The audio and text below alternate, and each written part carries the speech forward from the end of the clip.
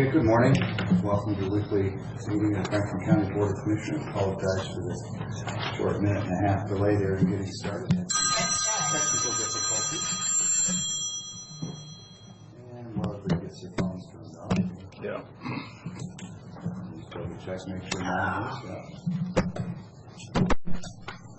Okay, with that, we'll call the meeting to order.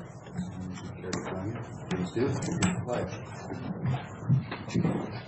I pledge allegiance to the flag of the United States of America and to the republic for which it stands, one nation, under God, indivisible, with liberty and justice for all.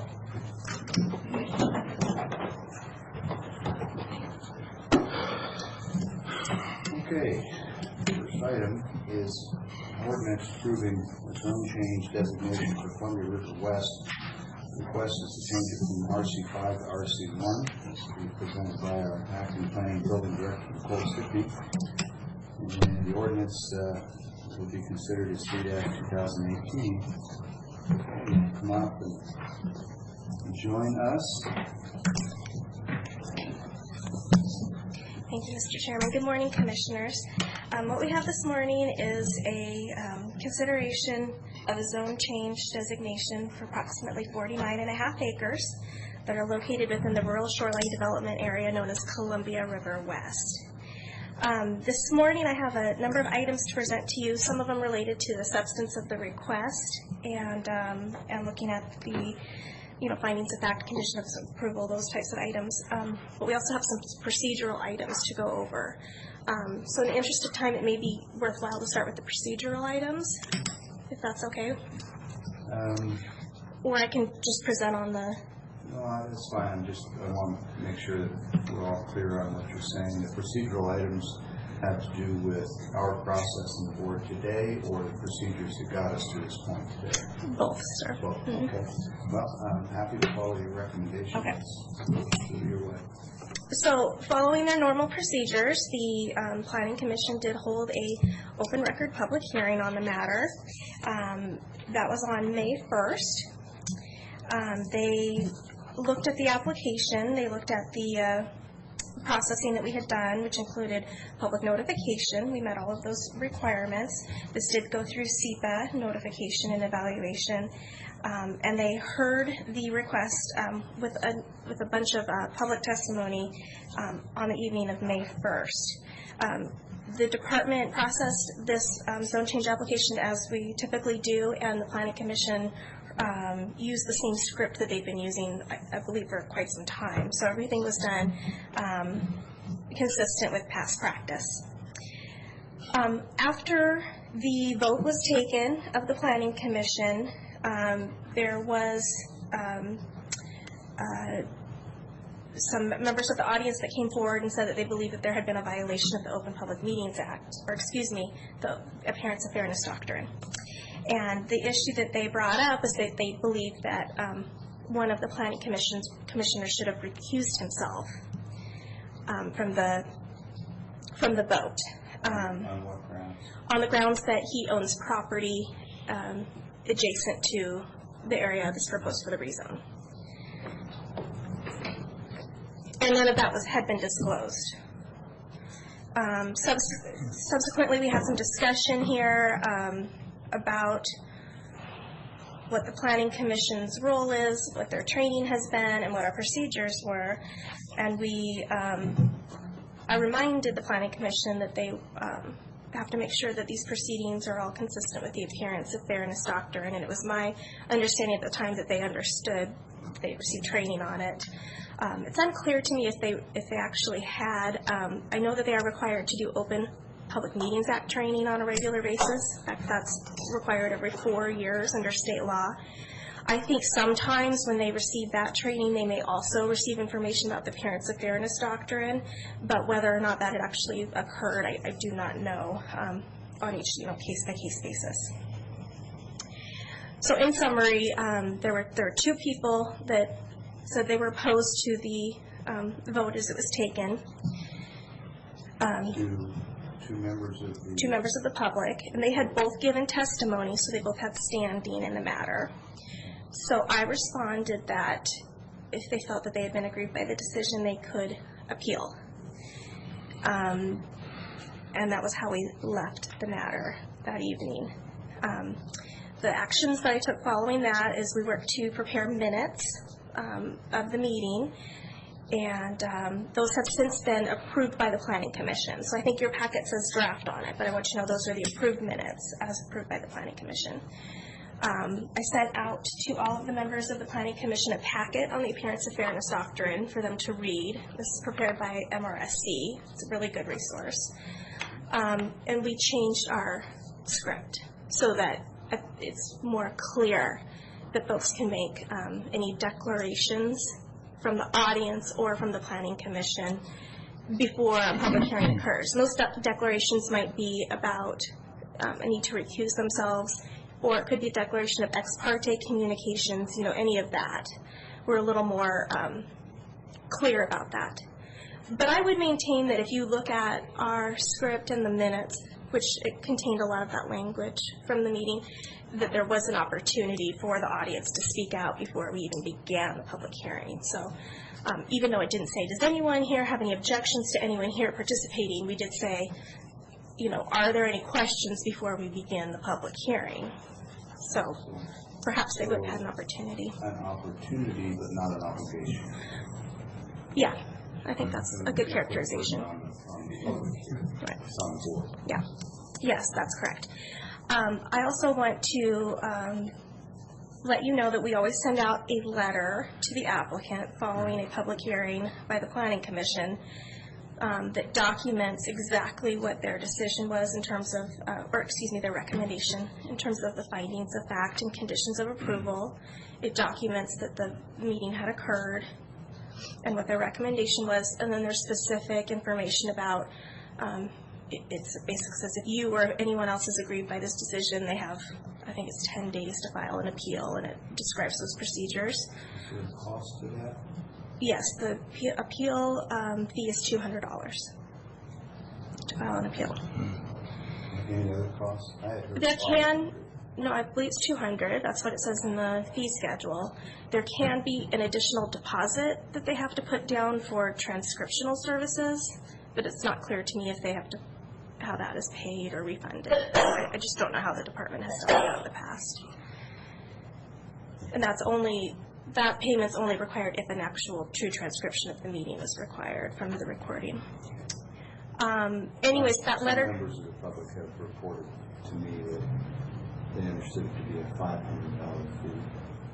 When we were at the meeting, I looked up the fee schedule, and I said it's $200. The letter that went out to the applicant was also copied and sent out in the mail to the parties of record. So everyone that gave testimony that night received a copy of that letter so that they were aware in writing of the appeal procedures and the options.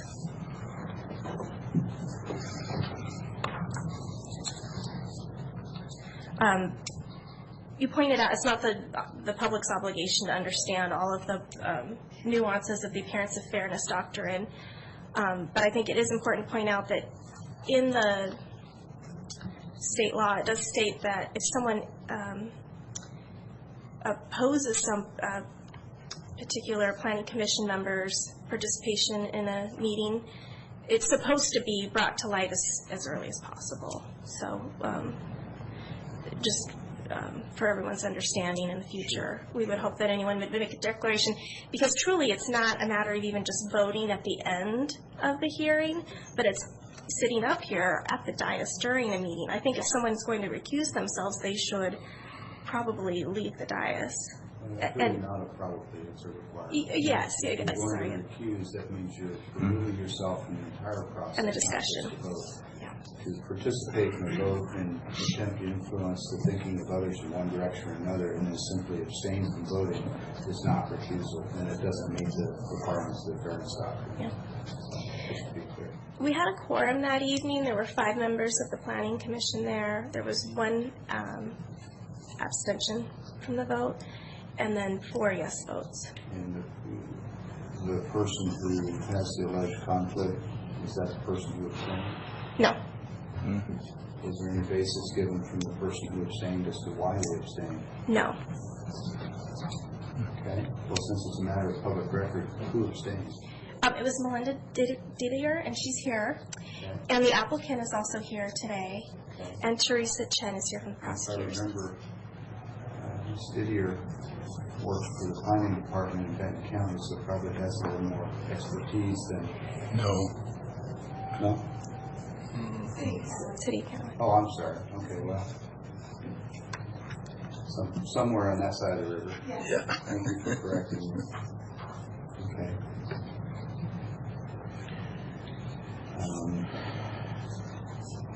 Unless somebody sees a prohibition in my asking, I'm curious if you want to share any particular reason why you chose not to participate in the vote.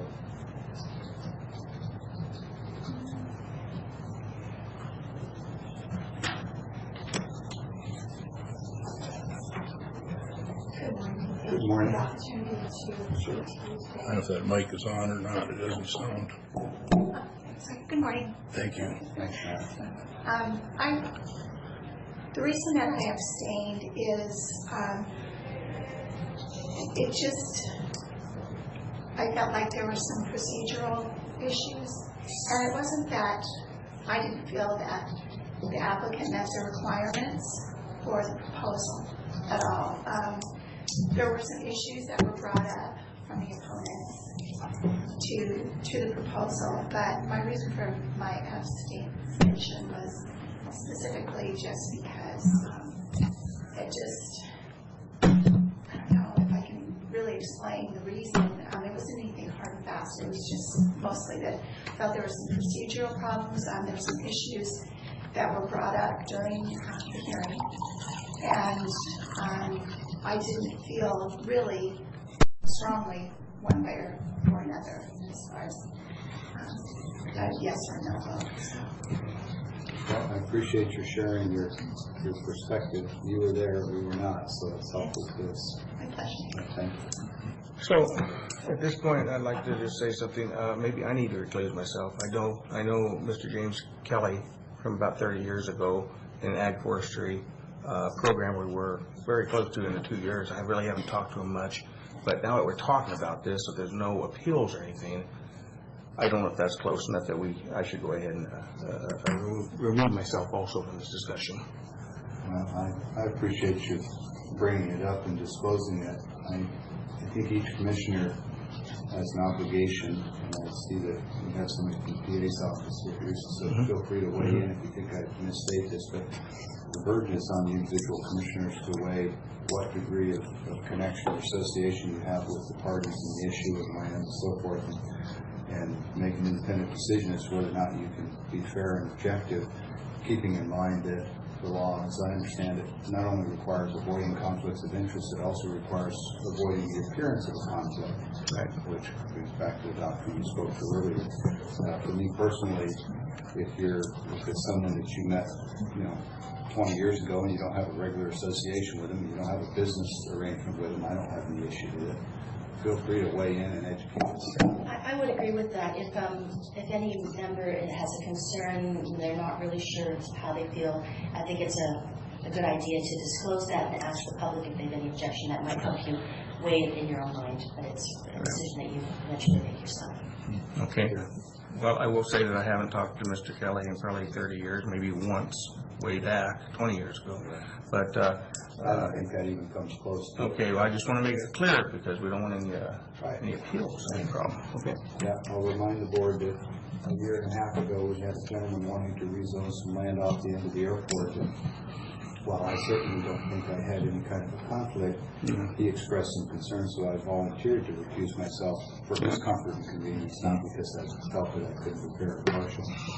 And I think that's the standard that we ought to adopt. Okay. So I appreciate you bringing it up. I don't have any concerns, Commissioner Cook. No, I don't either. And it's the length of time is Good. Right. Okay. does the audience have any concern? Okay. Yeah, I don't see anybody in the audience indicating any desire to express a concern either. Okay. So Just want to put it in open. Thank you. Good practice. So did you have more for us on the process, or is that sort of encapsulate? That's the summary that I wanted to provide. And again, I just want to highlight there were no appeals of this matter, and so we're not bringing this to you as a closed record hearing. We're bringing this to you as we would normally, but we're highlighting these issues so that you can address them if you so desire. And when you're ready, or you would like me to, I can go on through the substance of the request. I know I've got a few questions that I think might be beneficial for more than just myself, and if it's okay with the board, I can go through those now. But before I do, I'll ask Mr. Cook or Miller if they have any questions they want to ask before we get to mine. Mine are going to be focused on the process and our responsibilities for today and what options we do or don't have. I think that's a good discussion. I have no questions at this point. Okay, so my sense is that we've got someone who has owned a piece of ground in the area. They've come forward. They've indicated that they would like to rezone this for the purposes of potentially increasing its value and for the preparatory action for a future retirement, I think it refers to in the record. But no immediate intent to develop anything, no arrangements to develop anything, which can be important because some of the players involved that may have an implied conflict are in the development business. So there's no indication that there's immediate development plans. And so as I'm reading through the thing, the question occurred to me.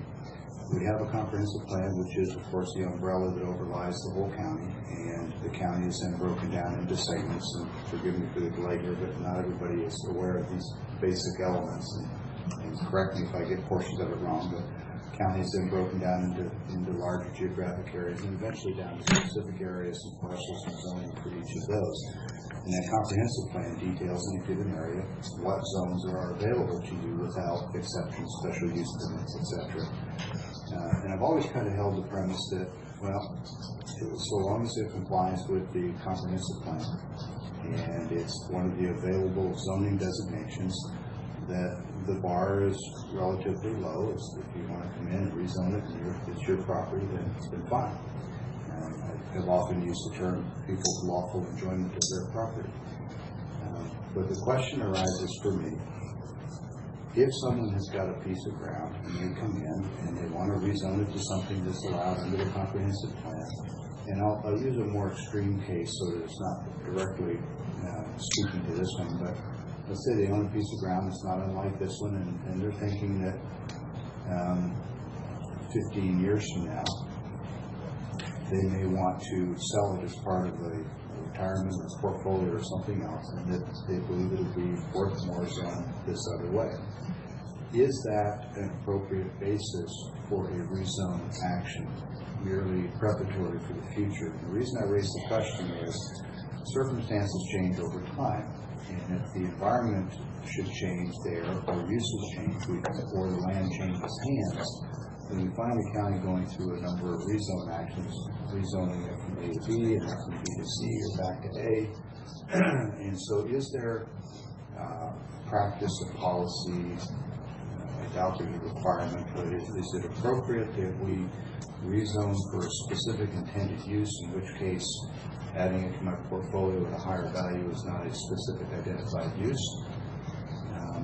Or is it understood that even if there are no plans or intentions to use it for a given purpose, it's okay to rezone it? What's your thinking on that? Well, there is no criteria in the code, Commissioner, that talks about, future use or intent to develop anything like that. The criteria in the code for a rezone is actually pretty simplistic. It does ask whether the request is in accordance with the goals and policies of the comprehensive plan, whether it will be materially detrimental to the immediate vicinity, whether there's merit and value in the proposal for the community as a whole. That's one of the criteria. If I may, and whether there could be impacts. do you have any guidelines as to what materially detrimental means, and in whose judgment And that's really where the role of the Planning Commission comes in. Staff will prepare kind of an analysis and some suggestions for them, but that's really their job to do that as part of their findings of fact. And ours as well. And yours, yes, in reviewing the record. And is it reasonable in your view that the things that we would look at would be also the judgment of the people living in the adjacent areas in terms of our weighing whether or not it's materially detrimental, or is that beyond the scope? No, I think that when folks make comment and it has to do with some of these criteria, that is very important, and that's why it's brought into the record, and that's why we receive public testimony. Before you, let me rephrase that, before we had the pleasure of you being here, because you do help us with an awful lot and we appreciate it, there were parcels in that area along Larkspur that were zoned into 5-acre pieces, and there were parcels along Geisler which were zoned RC1, but as I recall, the board limited those to no smaller than 2 acres. So discretion has been shown in that area, and adjustments have been made for reasons that I don't specifically recall. Frankly, it's been a while. So I'd make 2 points on that. One is that the rezoning to 1-acre parcels is consistent with some of the ground, but it's not consistent with the ground to the north and ground to the east. And that the board does have the discretion, even under an RC1 zone, to limit it to a particular size. I guess I'm more sharing that knowledge than I am asking a question. Anything you would comment on that? So I'm aware that there's a concomitant agreement for some land in the vicinity. The way it was described at the public hearing, and I don't have any other information to the contrary, is that the applicant himself had volunteered that. He did not want to go down to 1-acre parcels. He wanted to go down to 2-acre parcels, and so he had requested that, apparently. But I don't know the details. I wasn't here, and I haven't seen anything on it. Being zoned to 1 acre doesn't prevent a developer from breaking it out, short fighting it into 2-acre pieces. As I recall, That's true. it was done as a goodwill gesture to make peace with the community. But I've been working from memory, so don't hold me to that. But I raise it because it has some similar flavor to what we're discussing today, and it's in the immediate vicinity. So, to my earlier question about what sort of options does the board have, is it within the board's discretion to require a concomitant agreement that would allow an RC1 but would require a larger parcel size, say 2 acres or 2.5?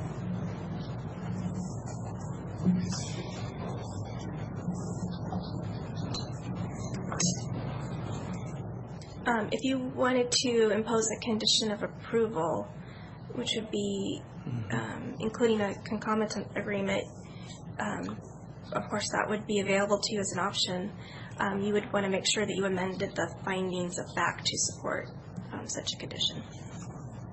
Would that have to go back to the Planning Commission to do that, or could that happen at this table? Let me look at the...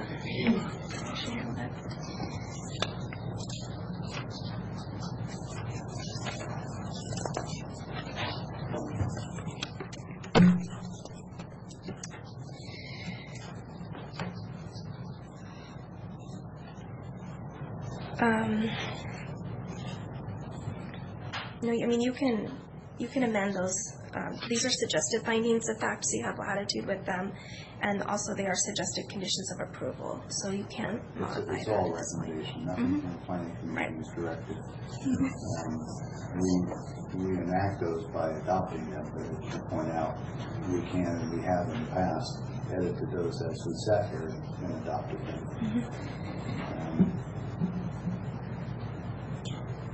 I'm looking at the Exhibit B, and I just want to reconfirm what we might sometimes call an in-holding, although it's not. It looks like there's about 7 5-acre parcels along either side of Larkspur that are 5 acres. And you're looking at the zoning map right now, yeah. Exhibit B. With the ordinance, okay. If the parcel owners along Larkspur were to come in and want to rezone one or more of those parcels, would they be free to do that, or would the plat that established them limit that? They wouldn't be limited by the plat, but they would be limited by the comprehensive plan map, which has those 5-acre parcels. They're in a different classification than the parcels we're looking at under this proposed rezone. Those are labeled as rural remote, and that corresponds to a minimum of 5-acre lot size when you get to zoning. This land that we're looking at, and all of the land sort of surrounding it to the north and south, extending to the river, is in this rural shoreline development area. And so it has a different label to it. It does, But yes. it does have different development standards. Some of them, like the Concord agreement, are 2 acres. Yes. Some of them by rural shoreline RC1 are 1 acre. And the ones adjacent to the north are 5 acres, even though they're outside the rural shoreline development, they're still an adjacent property. Is that all correct? When you're looking at Exhibit B, you're looking at the zoning map. Right, I understand. Yeah, so actually, that whole area that is shown, and yours isn't in color, I apologize, it's all rural shoreline development. You can figure it out, but there's color. Okay. So the 7 blue 5-acre pieces in there are part of that rural shoreline development. Yes, So they're limited to 5 acres by virtue of their short plat? of their zoning and the short plat, yes. Okay. And so the reason I raise it is because much of what's in the package and what I've heard you say today sort of alludes to the fact that this is a consistent zoning request because all the surrounding lands are similar. And I'm trying to politely disagree with that point of view, because as I look at it, I see 7 5-acre tracts that are at least partially adjacent. They're closer to the river, they're on the north side, and immediately to the north there are parcels that are minimum 2 acres. So neither of those, the majority of the land to the north, is not consistent with the 1-acre request we're looking at today. Not that that's a decision maker, I'm just getting clarity. So when we look at how zone is classified surrounding the proposed rezone, we are in fact looking at the comprehensive plan designation, those classifications, and also what the zoning is. They, again, as you pointed out before, they can always be platted larger. So sometimes there are larger pieces of land that just haven't been chunked up yet, but truly they could be once they come in with a... Yeah, and so I think I understand why we're not connecting here. I'm not talking about the comprehensive plan, what's allowed, what's not, technicalities. I'm talking about the character of the neighborhood. Yes. Because that's really been the basis of the complaints from citizens, is that it substantially changes the character of the neighborhood. The package seems to focus more on black and white of, well, all the adjacent ground is similarly zoned, and therefore this ought to be acceptable. And that's a disconnect with the feedback from citizens, which says it may be in that same zone, but the character of those properties and how they're currently short-platted and zoned and used is very much different. They're 5-acre, 2-acre, and now we're talking about roughly 50 acres of 1-acre parcels. And that's a matter that each individual can weigh, whether it's on the planning commission or on this board, as whether or not that rises to the level of a detrimental impact on those other more rural 5-acre and 2-acre parcels that have a large number of 1 acres next to them. Yeah. I think what I would point out is that those other landowners would have the opportunity to bring in a short plat or a long plat application to apply for 1-acre parcels. They have that opportunity, and so maybe that's how another way to look at it is that if you were to provide this property owner with that rezone, it would give him the same opportunity as the others, even though... Well, and that's what I was speaking to. I'm drawing a distinction between the technical legal opportunity of people with short plat deeds and the character of the neighborhoods where they have chosen not to. Yes, okay. And does one person's exercise of their right to rezone this run afoul of the character? Because the term, is it materially detrimental, doesn't say does it materially impact the law or violate county policy. No, it speaks to the qualitative measure of the character of the neighborhood. That's how I interpret it. And so if someone wanted to put some sort of an activity out there that was lawful and fit with the zoning, but had a lot of animal noise or lighting or other adverse effects, we would look at that previously, say that's materially detrimental. The question here is, does the concentration of residences and the inherent traffic that comes with that cumulatively, do all those effects come together to rise to the level of having a materially detrimental impact? And I think that really is the core theme of the discussion today, because I don't see anything that in the black and white violates the practices or the process. I do think that the Planning Commission's practice, the way they held it, makes me uneasy. And so I'm inclined to give more deference to the citizens who have brought concerns in the effort to try and move that pendulum a little bit that direction.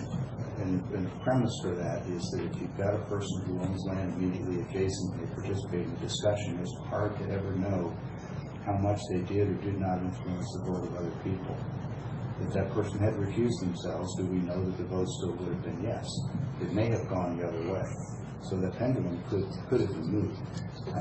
If we had a separate and independent planning commission, the person got sent it back and say, look at it again.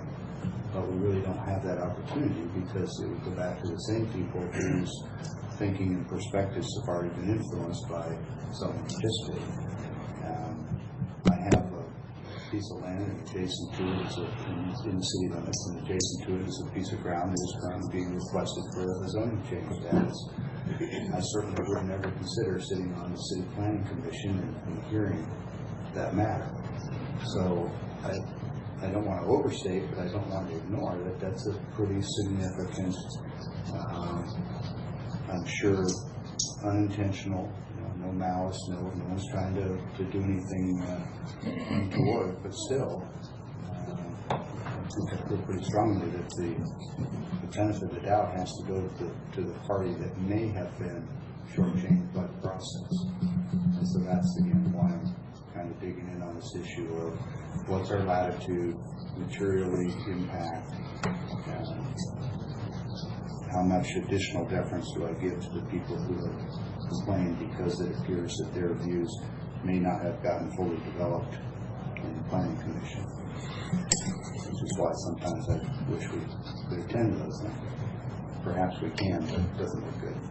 Anyway,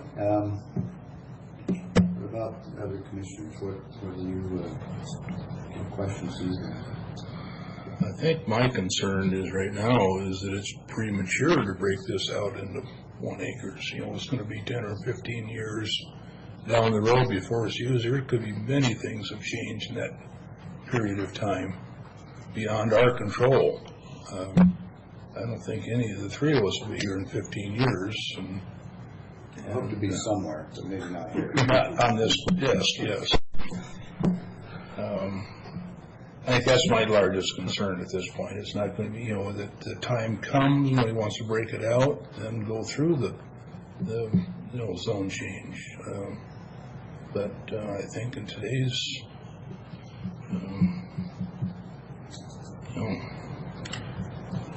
I just feel it's premature. I share that concern. I'll speak to that. My thoughts on this is that, in 20 years things could change. You're right, 15, if you will, the way things are growing. But I like to keep things consistent. And I don't like to see the big change in these areas at this point.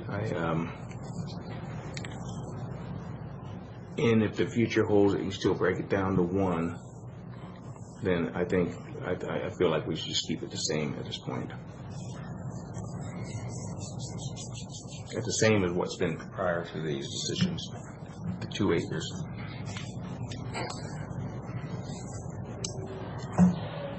So, Nicole, my sense is that there's at least 2, if not 3 members of the board that would be unwilling to approve this as requested. And I'm equally sure that if there were imminent development plans, if somebody had a specific use they want to change it to, that we'd be happy to reconsider it. But as it stands, I don't see the support for it. There's always the opportunity at this point, and I'm treading lightly and going slowly so that if any commissioner has a change of heart and wants to make a motion to approve, they certainly can. But I don't sense that there's board support for approval. Procedurally, how would you like us to handle this? May I interject here for just a moment? Sure. You do have some options. Of course, you don't have to approve the recommended action from the Planning Commission. You could remand this back to the Planning Commission for a rehearing, or you could have your own. You could schedule a public hearing if you wanted to do that on your own. It sounds like, though, that at least at this juncture, you're not interested in approving this, so no action is simply one option that you have. Yeah. So I'm going to leave a no action alternative. Somehow never seems to get used. Yeah. And I don't want to overlook, we're not in a closed record hearing, and I know there's someone who wants to speak, and we're going to make time in just a moment. Remanding it back to the Planning Commission is a little problematic, but we can talk about that as well. Anyway, I see there's a gentleman in the back that I think is interested in speaking. You're not required, but we'd like to know who you are. Yeah, and where Jim you're from. Kelly. Okay. I'm the applicant under my LLC, Pomona Properties. Sure. And are you a Franklin County resident? Not that it matters, we just like to know. I'm actually a Franklin County farmer, but I live in Benton County in Kennewick. Okay. Well, no one's going to hold that against you, but it's nice to know when we see our bosses too. So. And for the record, we're not quite that old. It's only been about 25 years now. 89, do math. It's about 28, I think. Speak for yourself. I just wanted to say for the record that I'm not getting any younger, and I do have plans to try to list the property in the near future. If things keep going the way they have been going with family health, I'm going to possibly expedite my plans. And the realtors that I have talked to indicated that, hey, you've got a unique piece of property, but it is difficult in today's world to sell 5-acre parcels because the individual then has to do something with a huge yard or try to farm on 5 acres. And it's tough to farm on 300 acres because of current food safety regulations and the infrastructure that it takes and the equipment and everything that goes on. And I've been farming in North Slope Estates for 20 plus years, and I see the struggles that go on there. The reason I'm farming there is because individuals couldn't make it there and say, please take over. So I encompassed their orchards. That's the only reason those things are still existing. And a 5-acre parcel is,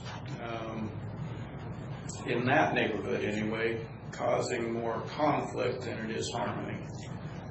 Because of those conflicted interests of somebody doesn't want things being done on weekends and during the night when farming activities do need to take place in order to take the best care of it. being zoned as 1 acre doesn't mean that it's going to be 1 acre. You're well aware of that. I think maybe the neighbors that have been protesting aren't aware or are not thinking that that's a possibility. But you can't do a 3 acre. You can't do a 2 acre, 2.5, which is what that neighborhood is. Those 5 acres, 7 5-acre parcels that are the ones left in that development basically have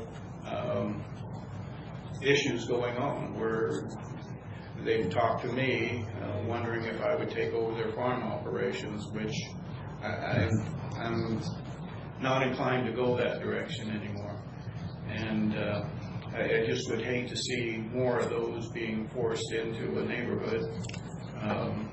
It is kind of an island between the Esquassel, the county roads, and the South Columbia Irrigation District. That 49 acres that I have is kind of landlocked. Doesn't have a lot of opportunity to sell as a farm because of where it's at. So my option really is pretty limited to trying to come out with something at the end after paying off all the things that I've put into the farms. Really is to look at housing development. So I guess I would urge the commissioners to consider the rezone as the planning commission had presented, and allow me the opportunity to have a single unit all zoned the same that I might be able to try to market. Yeah, just one note, if I might, and maybe I misunderstood what you said. It sounded like you said that there is no opportunity for a 2 or 2.5 acre. I just wanted to point out that the previous development along Geisler Road did in fact do that. They put it in RC1, but then they entered into an agreement to limit those lots to no less than 2 acres. So those tools are available if you ever have a desire to use those. I just want you to know that tool is available. It may not fit your plans. I'm not suggesting it should. I'm just pointing out that while there's not an RC2, there are vehicles to effectively create that. And I know that if you're looking to develop your property and maximize its value, as I would, that may not be in your best interest. Isn't that normally done at the long plat approval process, changing that to CCRs of a development, or is that? Let's defer to our expert. At the short plat process, if it's rezoned to an RC1 with no concomitant agreement, it could go down to 1 acre parcels if it's approved in such a way, there's standards and things that would need to be looked at. If it were rezoned to RC1 and it did have a concomitant agreement, then that would limit any future short platting to a minimum lot size or whatever else the agreement is according to that concomitant agreement. It in many respects becomes like a condition of approval. Yes. It's not exactly the same, but it has the same effect. Yeah, or sort of a covenant placed on the rezoning as it occurs, a covenant between the county and the landowner that carries with the land. So again, a condition of approval is acted how? But I use the term condition of approval. Technically, Okay. that's not it. Okay. I misspoke. Okay. This is So- a different context. So what I understand, you were mentioning that 5 acres is too much. If it was consistent with the others and was the 2, 2.5, whatever, would that satisfy your plan? I guess I'm not a developer, so I'm assuming that is kind of the direction that most developments are heading in a rural subsector. But you look across the street and they're even smaller than 1 acre in the neighborhood just to the south and along the shoreline there. So what a developer can put into a community that makes sense, I just know, as I was involved with Ed Ray when he put in the Giesler development, I helped him orchestrate that, and the reason he left and didn't do that is because I wanted to continue to farm in there, and he was selling me that portion of the farm. And so I'm now, in hindsight, maybe wishing that he had gone ahead and done it all at the same time, consistent with, as you can look at that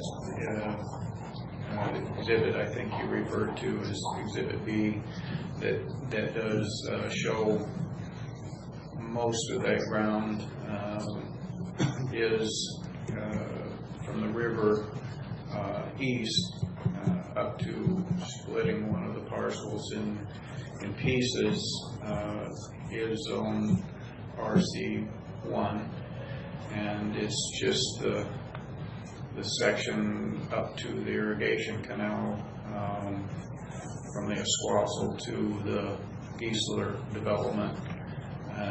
That section is the only section that is in the 5-acre zoning. So again, I thought, and maybe it's my ignorance of the process, that it would be the next phase where the commissioners would have more, I guess, the planning commissioners and ultimately here would be able to then reflect what a developer or a builder would say, okay, this fits, this doesn't fit, if we tweak this to this in this area, then that might happen. But I just don't know what market I will have. I doubt my lender is going to let me cut the property into pieces to sell it.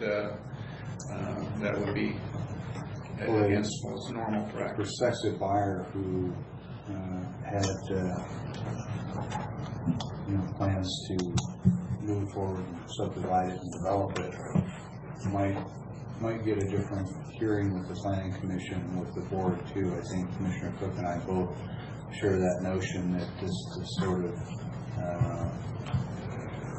I wouldn't even call it preparatory zoning. It's zoning really for the effect of trying to increase its value and its marketability without knowing whether it would actually get used for that.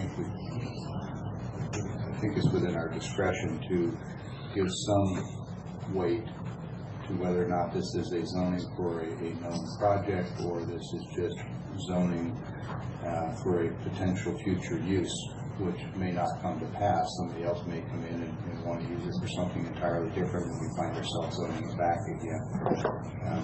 I don't want to suggest that that's a major factor, but I think it's one of the elements of consideration.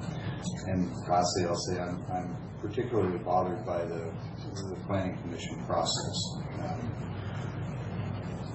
Folks that live in the area have every right to expect transparency and not to have to deal with these kinds of questions. And maybe it's a character strength, maybe it's a character defect, but I tend to lean pretty heavily in favor of a potentially aggrieved party when government is involved and they've done something that is in the gray or maybe even over the line. So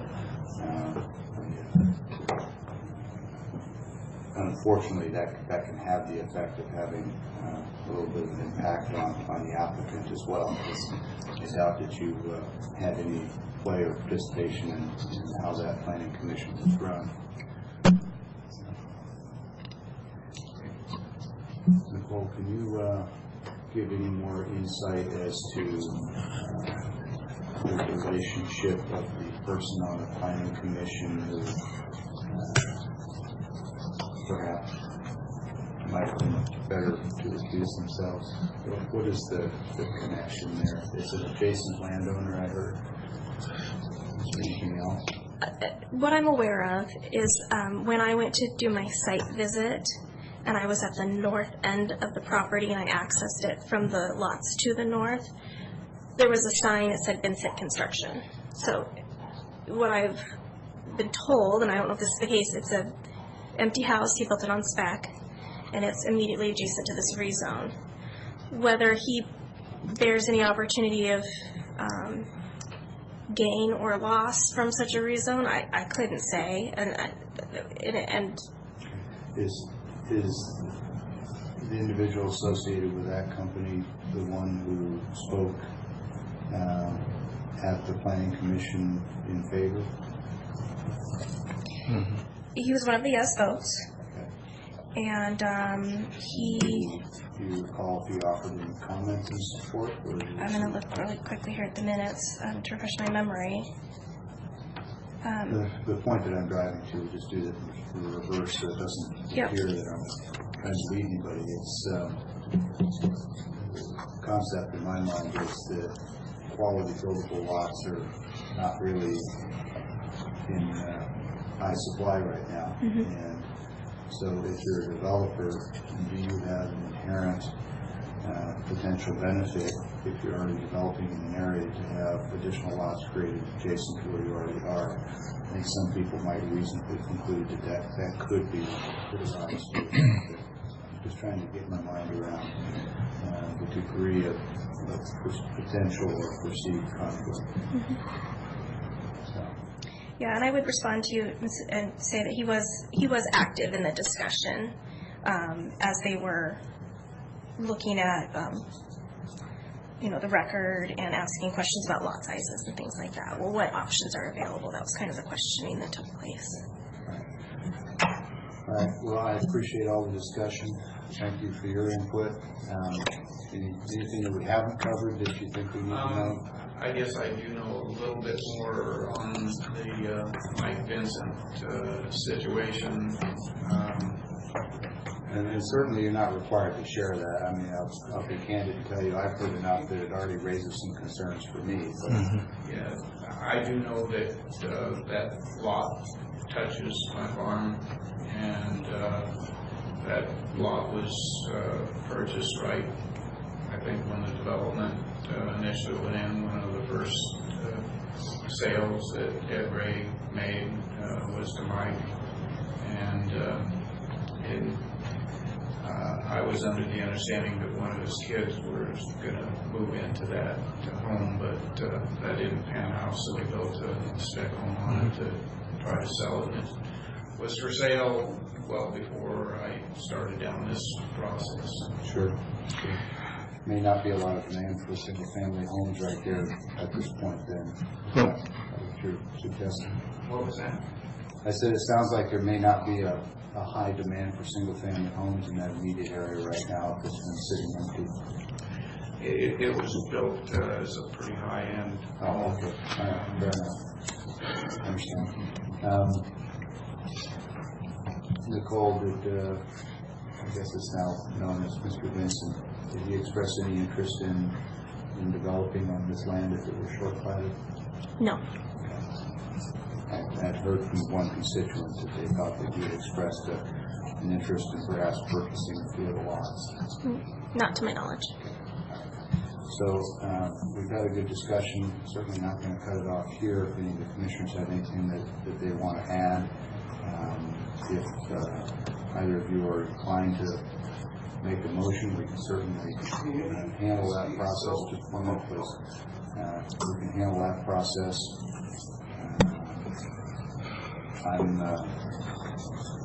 If neither of you are inclined, I could certainly make a motion as well. But we do have one other gentleman. It sounds like he wants to speak. Anybody object to hearing him? No, we need to hear. Come on up, please. Is this the community time? Yeah. It's as good as any. Okay. Good morning, ladies and gentlemen. I'm Robert Suits. I'm a teacher at Chihuahua High School, and I'm also a resident of Franklin County. And I own one of the lots on Geisler Road at 2.21 acres. Is the lot that I own. We were the third house, my wife and I. My wife's name is Shonda, and her and I built the house. Mike Vincent was our builder. Mike Vincent bought 3 other lots in this development. He sold 2, and he built a house on one. He definitely wants to be in charge or be involved. with building lots on, Mr. Kelly's property. Would you mind if I ask what evidence you have for that? Well, he's a developer. He built our home. Mike Vincent built our home. Sure. He wanted to build the other 3 lots. 2 people sold, or we got him to sell the 2 lots before he built a house. This third house has got a $60,000 house sitting on it right now. With due respect, let me just ask, how is it that you know that he has an interest in these lots? I've never spoken with him directly to his face and said anything like that. I guess I'm just thinking as a developer, and he was the one that was speaking out during the meeting. He's the one that, was really very much active in that very first meeting, which then he had to recuse himself. And I'm just asking because it would matter greatly to me if he had said to you, I want this to go through so I can buy some of these lots and develop them, as opposed to what sounds to be the case, which is you're just believing that that's likely. I guess history would show that he would. Okay. I don't know for sure. Just want to be fair to everybody as best we can. We do love living out there. It's a beautiful place to live, surrounded by all the farms. We do wish we had a bigger piece of property. 2.21 acres is a little tight in there with all of the other properties.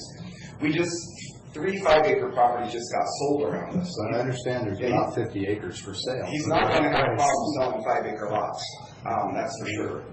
Again, 3 of them just got sold. They have beautiful apples and cherries, and one guy's got a big old cattle ranch that he's starting on his property right now. So I would just ask that please don't change right now. If you want to see a bunch of development, all we need to go is down to Burns Road. We need to go to Archer Estates. We can see all that development happening right there at Columbia Plateau, at Road 100. The sand dunes are gone. It's all creeping out this way. So let us be the quiet farming community out there. Again, we're surrounded by farms. We've got the crop dusters that turn right over the top of our houses. They hit those big giant circle fields on the other side of the canal. Kind of feel like when we bought the property, Jim bought it. He knew it was 5 acres. That's what he bought. And now he wants to change it into something different to make a bunch of money.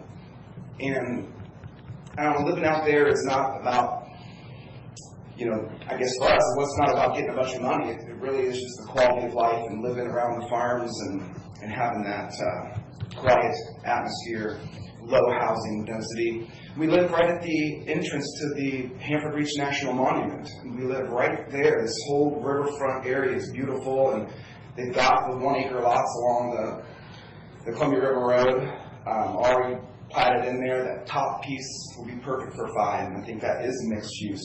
Instead of making it all one, let's have there be bigger and smaller lots in there.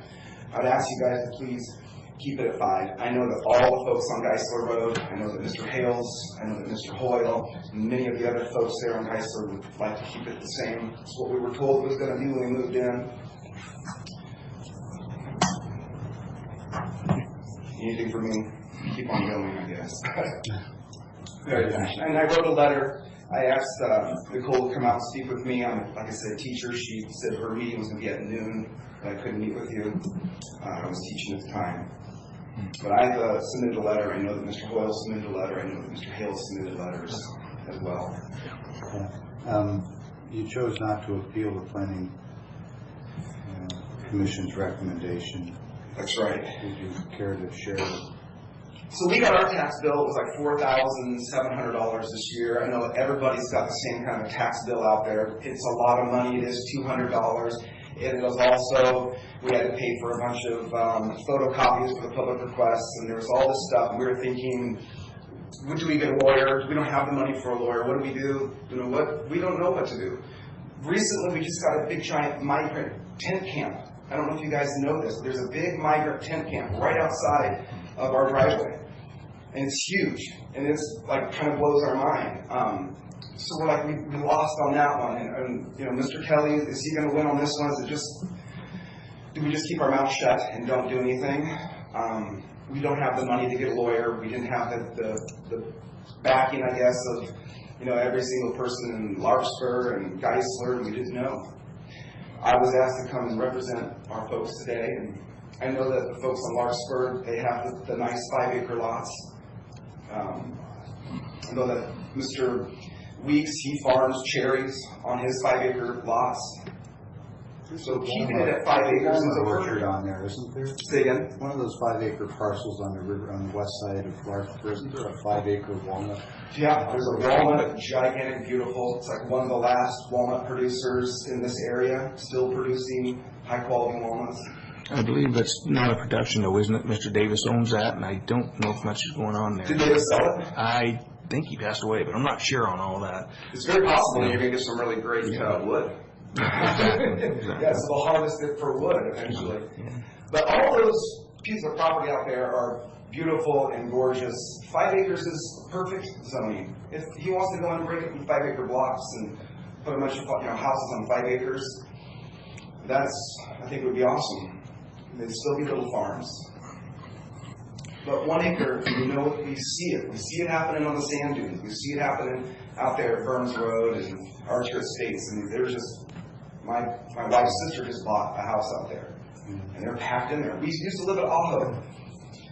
And we saved up all our money just so we could get, a little piece of paradise, if you will. So you mentioned that your understanding, your expectation was that those are going to be 5-acre parcels, and that's also in the packet before the board. Can you just sort of summarize for me how it is you came to have that expectation that they would be 5-acre parcels? Well, first of all, I had never had seen $80,000 before. We saved up $80,000, my wife and I. So we looked for a piece of land for a long time. And we looked and looked and looked until we eventually found this piece here. And we talked with Mr. Ray. In fact, he was the very first one to meet me on the property while I was standing there looking at it. And so he was able to talk to me. He had owned the property he'd been farming it since it was alfalfa. And he talked to me about all the area that he owned around there. He owned the farm at the time. But yeah, all of that was going to be farmland. All of it was already pre-zoned. There was no indication that he was going to sell it or make any houses on that at all. So Shonda and I had studied the area quite a bit. We wanted to be next to the river. I'm a teacher, so we can't afford, obviously, Riverside. Unless you got a couple helicopters and then you can park them in your yard. If you guys have been out there lately, our helicopter guy. Have you been out there to see our helicopter guy? So just to be clear, what I believe I heard you say was no one gave you anything in writing, nobody made you any hard promises, but... Just the zoning maps were all we looked at. I think it's MapQuest. But when you talked to Mr. Ray, for example, he didn't and obviously couldn't make you any promises for the future. I mean, No, he could not make any promises. Of development and... Okay. All right. Anything else for Mr. Suits? No, thank you. Appreciate you taking time Thank you, folks. to come talk to us. Okay.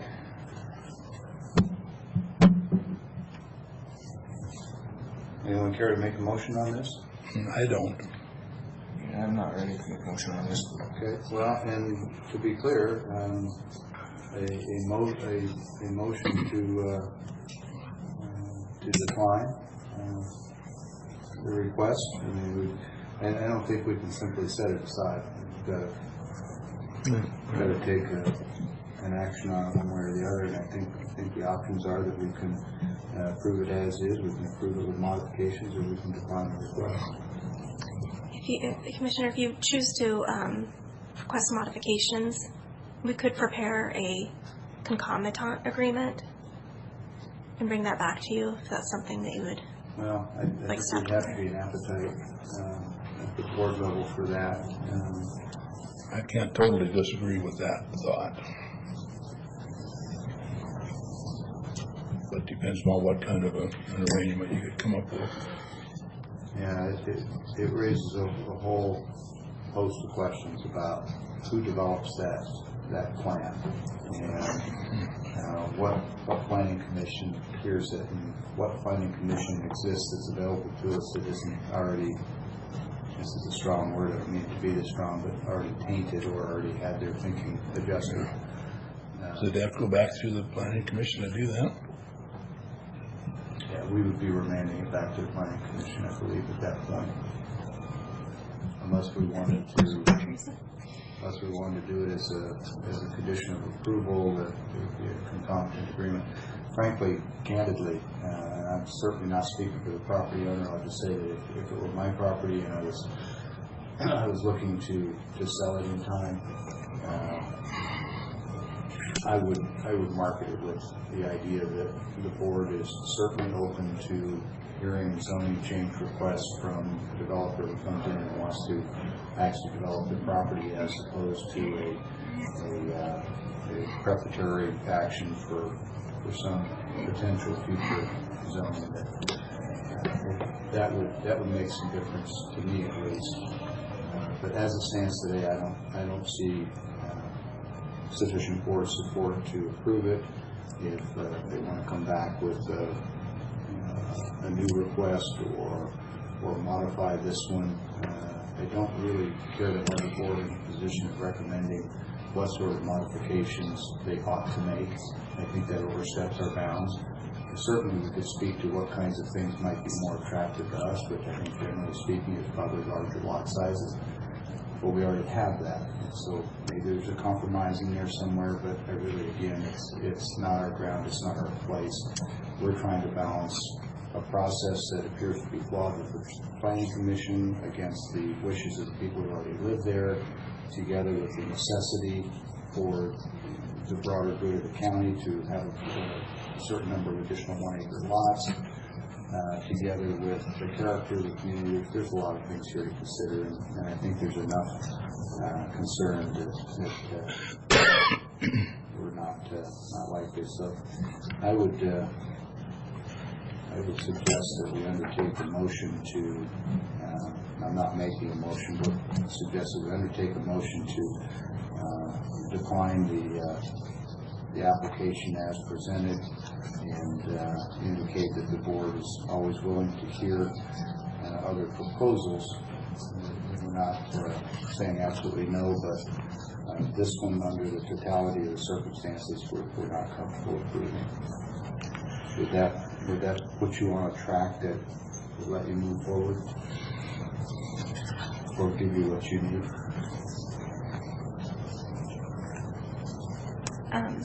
It may be. Try to leave the door open so that if the gentleman sells the property to a developer, that we can tell that developer in good faith that the opportunity to apply for a rezone and have it openly and fairly heard, and have as much opportunity as anyone else to have this rezoned is there. That the board is not taking a hard position, but we've got a number of variables here. Collectively, it causes us concern.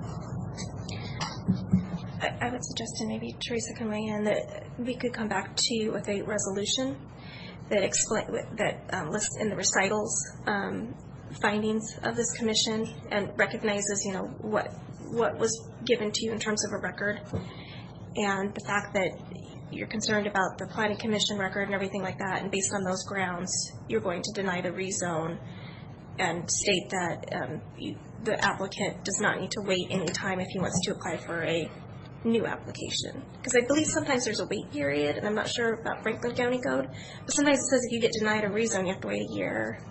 Again, I'd have to look to be sure, but if I could bring you a resolution for next week, we could do that. Why don't you go ahead and pull together with legal counsel what you would recommend. Okay. And certainly bring that to the board. And I know the board will be happy to consider anything that you bring forward. And I want to be careful that I don't overstep my bounds to speak to the other commissioners. I'll tell you for myself,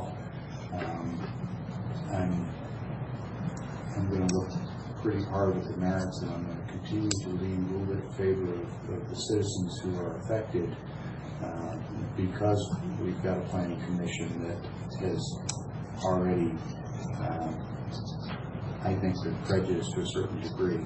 So it would be important for the planning commission input to be very cogent, very on point, and not just the usual sort of mechanical responses to a lot of these questions. I'm going to be looking for some real evidence that if they say that there's not going to be any material impact, that there really isn't going to be. I didn't take the time today, but in some of the SEPA documents, some of the questions are pretty generic answers, and I would want them to have a more robust response to some of those secret questions too. I think there's room there for a challenge, frankly. So, Chief, administratively, are you comfortable with just consensus that the board is unwilling to approve this, or do you want us to take a formal motion to decline to approve? I'm comfortable with kind of where we are. I don't think we need to have a formal motion at this juncture. Yeah, I'm not inclined to just remand it to the Right. Right. Just to the planning commission. Yeah, I don't think so. What I'm kind of balancing right now, Nicole, is if I make a motion to deny the request and the board votes in the affirmative, and this one is done and it's closed out, that allows, if someone wants to come forward with a fresh proposal and work through the process, having now the benefit of hearing where the board is, maybe prepare something, hopefully that has maybe involved a meeting with some of their neighbors to have some support from the community, a different proposal. But you did state there may be a possibility you cannot come back for a year, so we have to fix that somehow. Well, there's an indication that there's no immediate plan or desire to develop the ground, so I don't know how much of an issue that is. Yeah, and again, I'm not sure if that's what your code says, but I know I've seen that. Working further. That'll give us time to investigate that and answer that question. Well, and if need be, if it comes back, I think the board has the authority to waive that. I don't know that has to be done now. Okay. All right, well, listen, so for the comfort of all concerned, and become the designee this year as the chair, I'm going to go ahead and move that the board respectfully decline approval of Franklin County Ordinance 3-2008 based on the totality of the arguments made at the meeting today, and indicate that we're not closed to hearing further requests on this matter, but we would hope that any requests would have the support of as many affected parties as possible. Not that that's our requirement, but to be desirous. Is there a second to that approach?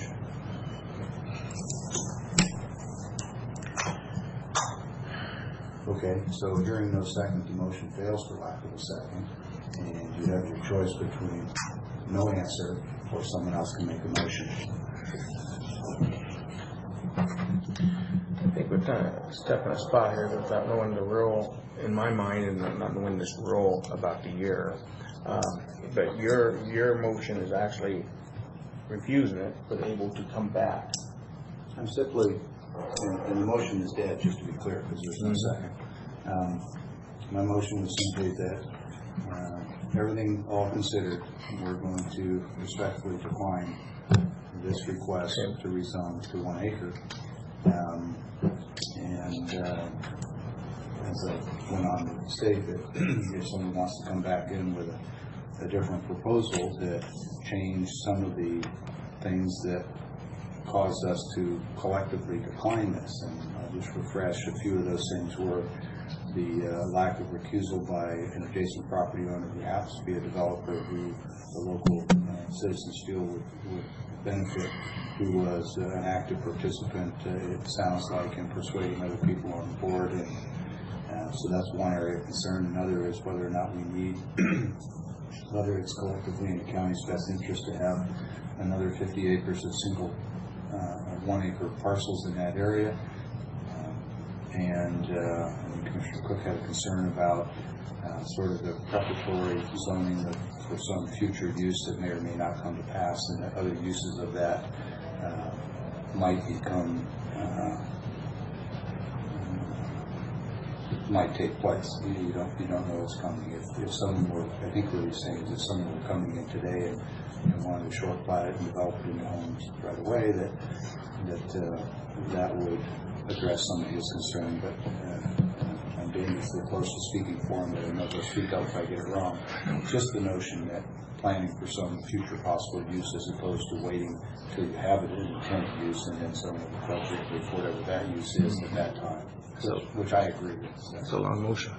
No, that's not a motion. That was, I was just repeating what. Okay, okay, well, that would be a long motion, but you're just explaining. Well, I'm just explaining that Okay. if we close the door on this and decline it, it doesn't in any way preclude somebody from, at the time that they actually want to use the property for the intended zoning, to come in and do that. And I'm intentionally sending a signal if there's a buyer out there for this gentleman's property who wants to come in and rezone this, that he has the opportunity, and I'm not trying to give anybody business advice here, but if it were me, I would probably talk to a developer and enter into a sales agreement that said it was contingent on successful rezoning, and then move forward with the rezoning with an actual plan for using the property, as opposed to trying to do a preparatory zone for some future sale 3, 5, 7 years down the road. I think that's the concern I hear from Commissioner Cook, and I think it's a logical one. But right now, we're at the point where I've made a motion, didn't fail, so we can either hand it back to the county administrator and just say there's no action, which I'm not sure, frankly, that we can legally do because it's been brought forward us for a decision. I'm not aware of a time frame on that decision. Teresa, can you guide me if there's a requirement that they take affirmative or negative action today? I'm kind of feeling that you've taken negative action. I mean, that's fine.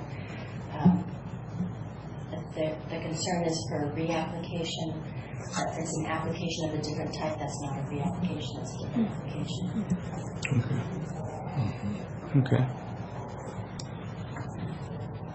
I think we should have a motion to decline this. I think we did. No, but you added a whole bunch of other stuff in it.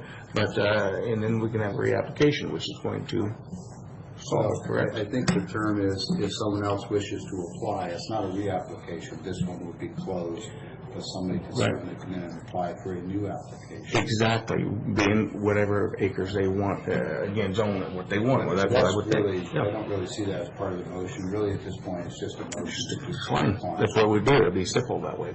Just decline this. I move that we decline this motion or this act here, the zone, this application, and just leave it at that. Okay. Commissioner Cook? Second. Okay. So we have a motion to decline, put the number right here. Zone change 2018-02. Yeah, 2018-02 and the attendant ordinance number 3-2018. So the motion is second to decline, disapprove. Any other comments or questions or discussion? I would just offer what Ms. Jen said and what Commissioner Miller repeated, which is this would close out this application. It doesn't preclude a future owner or even the present owner from coming back in with a new application that would hopefully be handled more transparently in the Planning Commission, and it would hopefully, as a personal wish, have more support of the basin properties and community. All right, so with that, if there's no other comments, I'll call for the vote. All in favor, please say aye. Aye. Okay. So decline on this one, which is something we rarely do. But I think given the Planning Commission, I've brought it up a number of times, obviously that concerns me greatly. I think the citizens, if they're out there, are entitled to not having to have to worry about those kinds of issues. So I think the hesitation was just to make sure we do it legal, we get the right terminology on that motion. I think that was it. I think we've done well enough that we can bring back. Jim, you can bring it back when you want, or if you need, it's just what you heard today. Okay, so somebody scheduled that for 18 minutes. I know it wasn't you, it wasn't anybody in this room.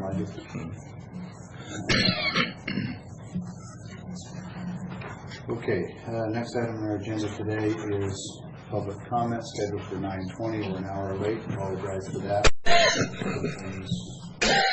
Discussion. I'm not seeing or hearing anybody wanting to make a public comment around the office business. This is payroll, warrants, and consent agenda. We have 3 items in front of us this morning. First being fund expenditures.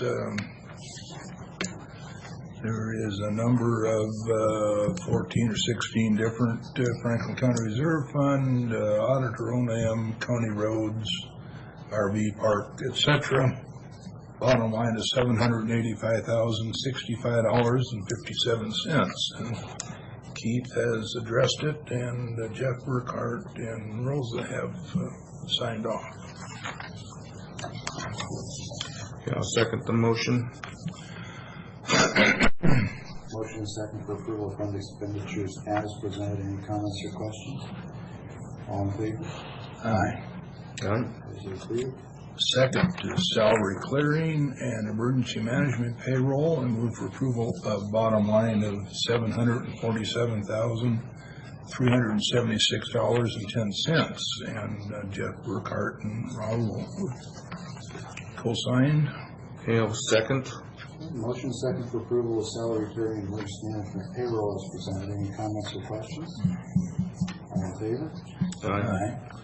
Third and final, and move for approval of county roads and motor vehicle payroll. Bottom line is $114,956.22. And also Mr. Burkhart and Raul have signed. I'll second. Okay, motion second for county road and motor vehicle warrants as presented. Comments, questions? All in favor? Aye. Okay, those are all approved. The consent agenda. That was today final. We have 7 items on the consent agenda. Are there any items on here that any commissioner wishes to separate out for independent consideration? Can I take one more second to look, please? No problem. Which Just to one? make sure there's nothing I'm forgetting. No, I'm fine.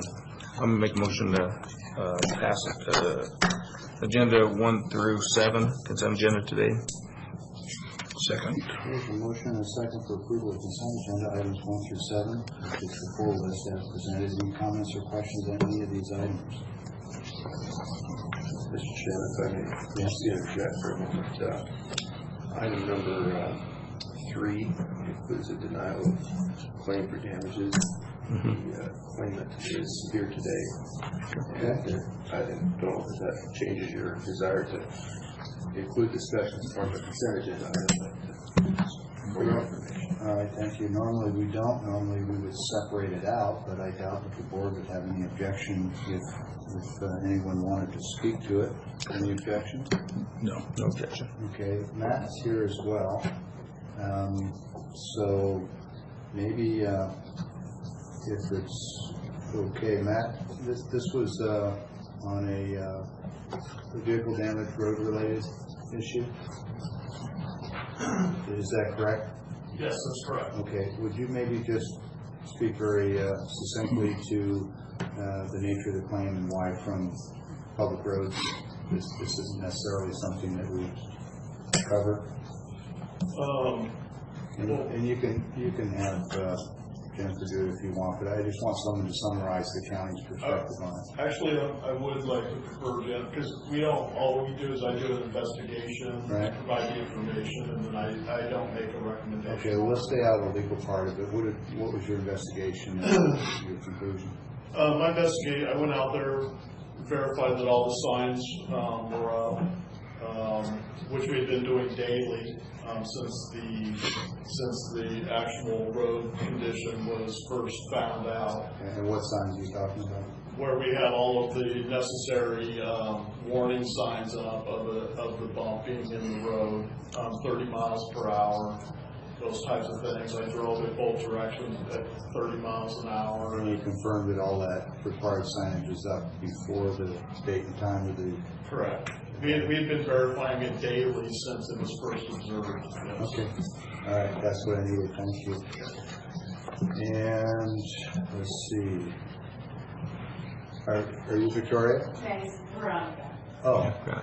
Nice. Oh, this says Victoria, I'm sorry, let me change it, Veronica, okay. Yeah, absolutely, please come up and share with us anything that you would care Good to. morning. Good morning. Good morning. It's very essential for me to have like my car. That day I was going to see my kids because it was my birthday weekend. I went through that road. I actually have pictures. I didn't know what was going on, so I was like, I have pictures of, during that time, the signs actually, how, to me, it makes it seem like be careful because the bump is the railroad track, and that's where the picture, like not the picture, the signs are at. There's like this little hazard cone or something like that. It is 30 miles an hour, and you're not going to be driving any faster than that, especially being right there close to the railroad tracks. Sure. But under my understanding, I felt it was, they're saying, because it's pretty far away before you even get to the railroad track, there's a distance. So I assumed that it was be cautious because it's, like right there as you, may I approach the thing to show you? As you get to the railroad. First of all, we're not really a bench, this isn't important, we're not I judges. know. She would know, she knows criminal law. Yeah, But what we're really looking for here is just offering you an opportunity to share your view as to why you think the county ought to pay it. To be candid, it's already gone through our legal review. Public Works, they've complied with the posting, the signs, and so forth. And right, but the postings that they have up are, it's, like right where the track is, it has bump. There is a cone prior to that, before you approach the railroad track. Then you're there and it says bump, and then as you go further, it's like, it goes like that. As soon as I put the claim in, because I had gone through there shortly after they fixed it. I think it should have been fixed way before anything like that may have happened. I tried to avoid the other end, and it's, I was just going down, that day towards Gallo. I feel that it should have been taken care of. I feel that I am a victim of something that could have been avoided, as well as, this is my car that I use for work, that without even knowing it ended up messing up while I work with the state early achievers, so I work a lot using my car for in-state providers. And I just feel that the way that this is, I went online and I saw it was denied, and I was like, how can I deny it without hearing my voice? I'm a taxpayer. well, and that's what we're doing today. No, I know. We're hearing your voice, and we're looking at, was it posted consistent with what the state law and highway rules require? And that is telling us that yes. It's been through our legal counsel, they've reviewed it, and they say yes, it's all properly posted. It may be that the posting requirements that we live under are not as good as they could be.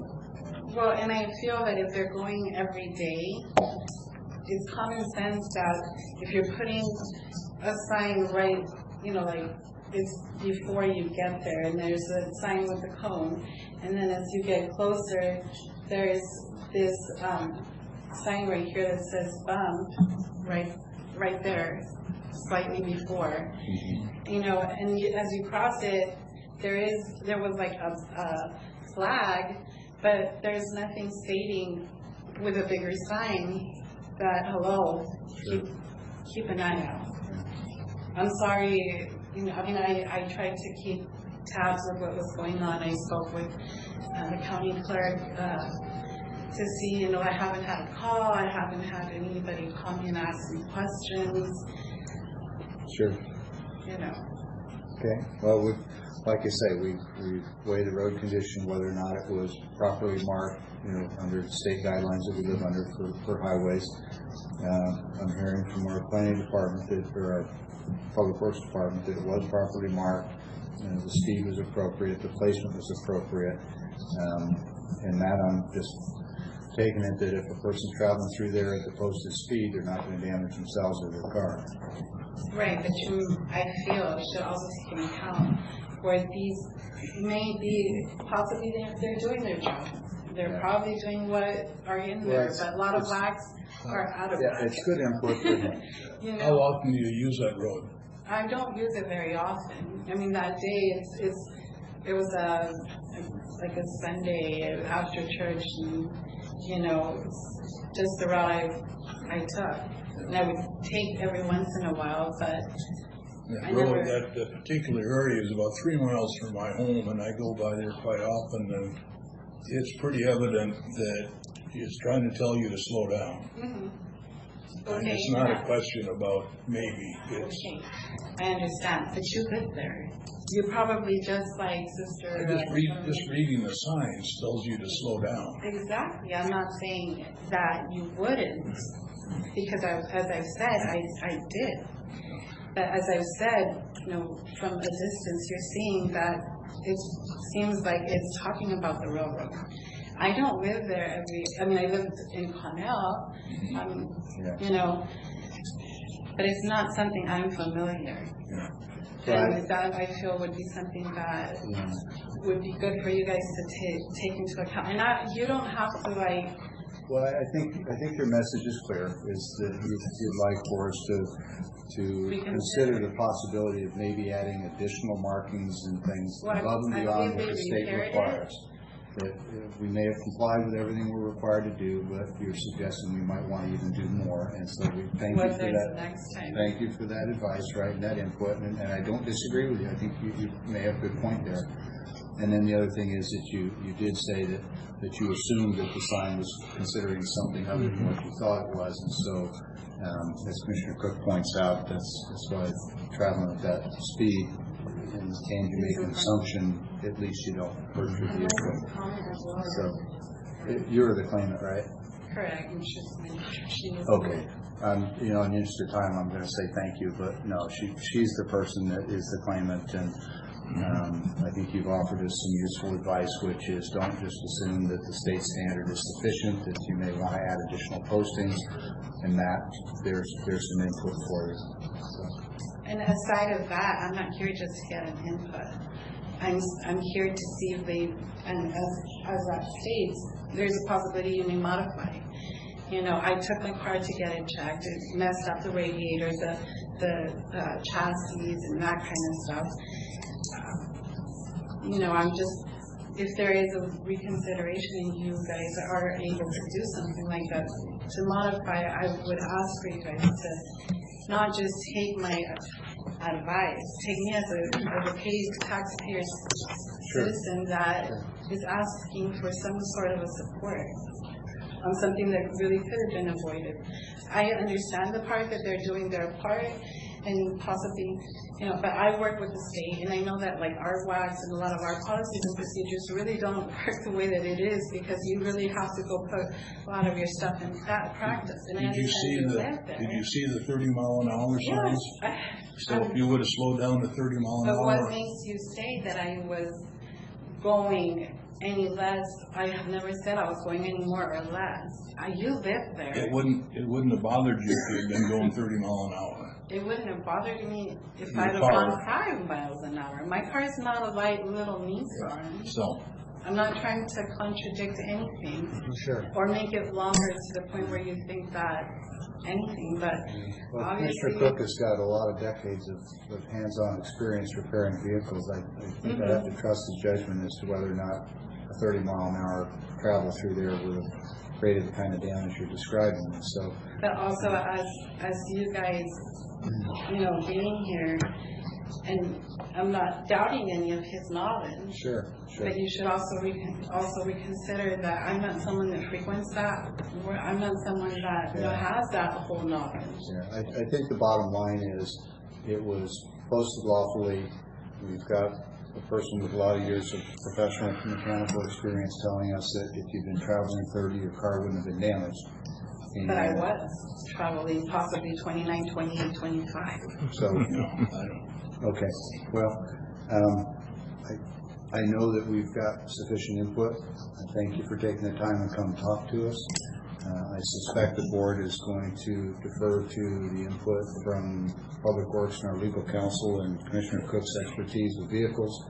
Certainly sorry that your vehicle was damaged, and I will chat with Mr. Mahoney about considering the possibility that we don't just meet state standards but exceed them for posting, so someone else doesn't have the same situation.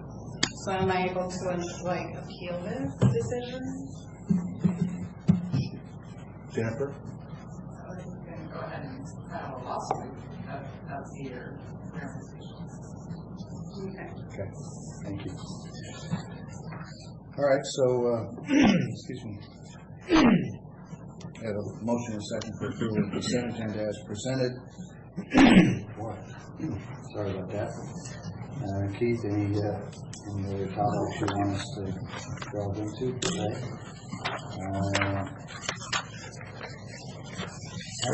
All in favor of approving the consent agenda as presented, please say aye. Aye. Okay, consent's approved. We're on to administration office business at 9:30. This is a discussion pertaining to planning and building department. Keith, is this an executive session or open? This would be an open session. It's just a kind of an update on where we are with the recruiting for a planning director. As you know, we struggled with that. I've met with Mr. Mahoney and with Carly.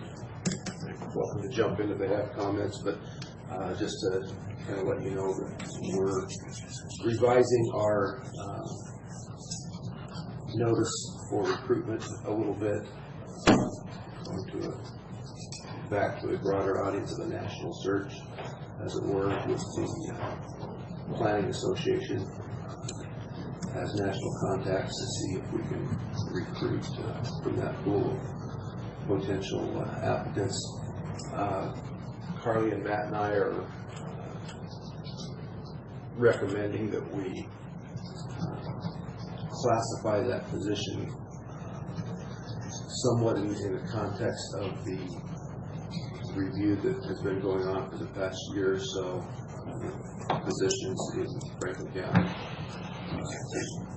Target that pay scale for a rate that we think will be attractive to more candidates.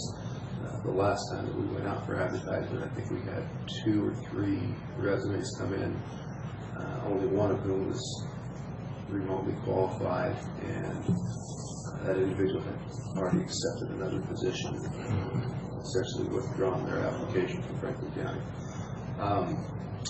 And we recognize that because of the unique nature of the market right now, we will probably be recommending to the board at some point a more of a contractual offer, if we get to that point of identifying a candidate that we're interested in. That would provide maybe some form of retention bonuses or some compensation package that provides them an incentive to stay here long term.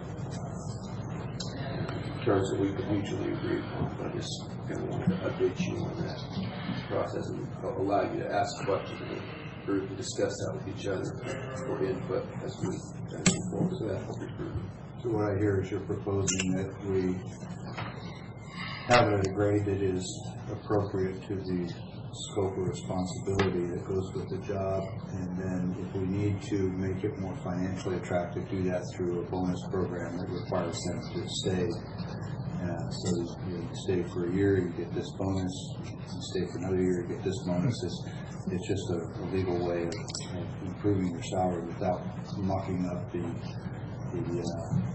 grade structure and pay scales that we have for the county, so that we don't have other employees feeling like they've been mistreated. So I feel that this is going to take a long time. We still get the wrong person in here because it's this is a unique county. Is there any discussion, any further discussion about maybe going back and reaching our other planners that we had before? Yeah, we've had some conversations. Yeah, and this will allow us to perhaps continue those discussions. And how long will this take, this process? Because I will tell you, out in the county, I am hearing a lot of complaints about how slow it is and how much problems we have with the planning, not having anybody in there and the time, and how the process is just too slow. Yeah. I will say they are they're keeping up, but I recognize that not having a full staff person on there draws that process out from the building and planning standpoint. And we have not been as timely as we have. Given that, I can't tell you exactly how long this will take. It will depend a little bit on availability of candidates, how soon they can come in for interviews, what we have to do in terms of bringing them in if they're from a distance, so that there will be. And Carly, we can do this as an open until filled, so if we advertise it and 3 days from now we get a great applicant, we can interview them and hire them, right? Absolutely, yeah, it all depends on. So it's not like we have to put it out there for a month and then wait and see who we get. No, we've had it posted already, Right. and we don't have any obligations around non-bargaining positions for amount of time to post or anything. So we could just improve the ad to reflect whatever's appropriate grade and then additional bonus compensation available or something. That's really what we're looking for is an adjustment to the compensation to be more competitive with the market, to be appropriate to the market, and then we can. I support that as long as we keep the grade commensurate with the responsibilities of the job and don't inflate the grade to inflate the salary. Keep the grade appropriate to the job and then add additional compensation through retention bonus. That's the intent. I still think it's going to take quite a while, and I don't know what it costs by the time we do all this, flying them here and all this. Well, if somebody lives in the neighborhood and they want to apply tomorrow, they can. It's the point. So it creates a mechanism that anyone who's local that wants to apply can do so immediately. So there shouldn't be any delay. Okay.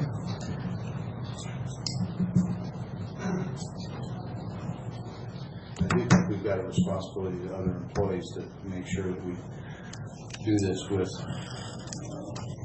some real careful thought. There are a few key and essential positions that we really have to keep filled. Things like county road engineers and planning directors, and they're currently Administrators. So they're currently in short supply, and rather than mess with the grade structure, we need some other tools. Okay. Thank you.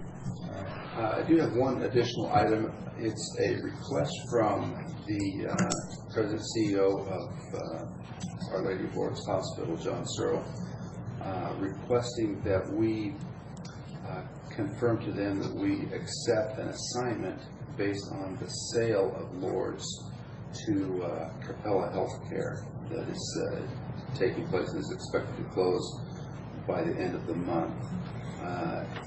We have leased the crisis center to Lourdes. They manage that, and they want us to acknowledge that that lease can be assigned to Capella Healthcare. I would just ask the board's consent to allow me to move forward with signing that, or I can bring it back as a voting item next week if you'd prefer. But they do want that back fairly timely. Is that a document that I missed? I just got that yesterday, so you probably have not seen that. Yeah, I think I would want to read this before I... They go across the river too. It's a twofold operation over there.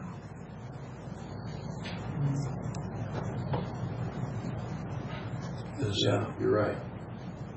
Benton County owns the property and we own the building, or vice versa. I don't remember. Right. How that goes. I can bring it back for action on the agenda probably next week. I think that's what we should do. Have time to look at it.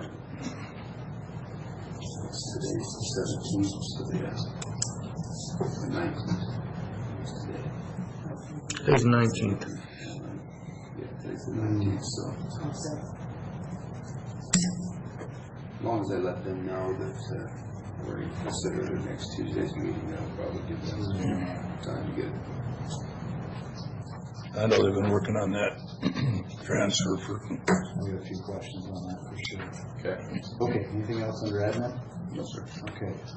Comment, there's no members of the public, any executive session necessary? Anything from commissioners? Not I. Anybody else? No, I have no issues now at this Last point. call? We're adjourned. Thanks.